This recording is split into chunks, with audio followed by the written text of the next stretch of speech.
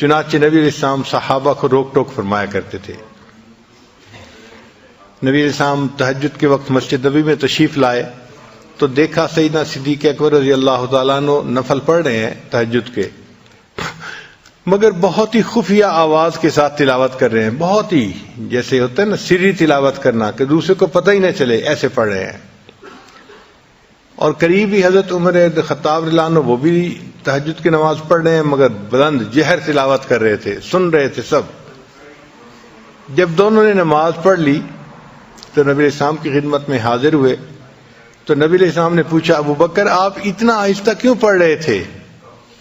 تو جواب دیا اے اللہ کے حبیب صلی اللہ علیہ وسلم میں اس ذات کو سنا رہا تھا جو سینوں کے بھید جانتی ہے، مجھے اونچا پڑھنے کی کیا ضرورت تھی؟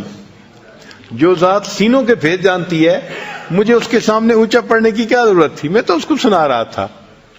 تو نبی علیہ السلام نے فرمایا اچھا عمر آپ اونچا کیوں پڑھ رہے تھے؟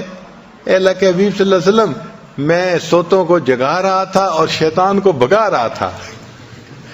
تو نبی علیہ السلام نے پھر دونوں کو سمجھایا اے ابو بکر آپ تھوڑی سی آواز کو بلند کرو، اور عمر لانو کو فرمایا کہ آپ آواز کو تھوڑا اور نیچا کر لو، یعنی تربیت اسی کو کہتے ہیں نا، کہ رات کے وقت بھی نبی علیہ السلام نے تربیت فرمائی۔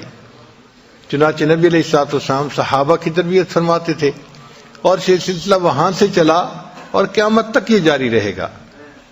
اب ذکر و سلوک تو سیکھنا چاہتے ہیں مگر یہ چاہتے ہیں کہ ہمیں ڈانٹ ٹپٹ کوئی نہ کرے، ہمیں کہے کوئی نہ، روک ٹوک کوئی نہ کرے۔ روک ٹوک کر دو تو بس پھر بھاگتے ہیں۔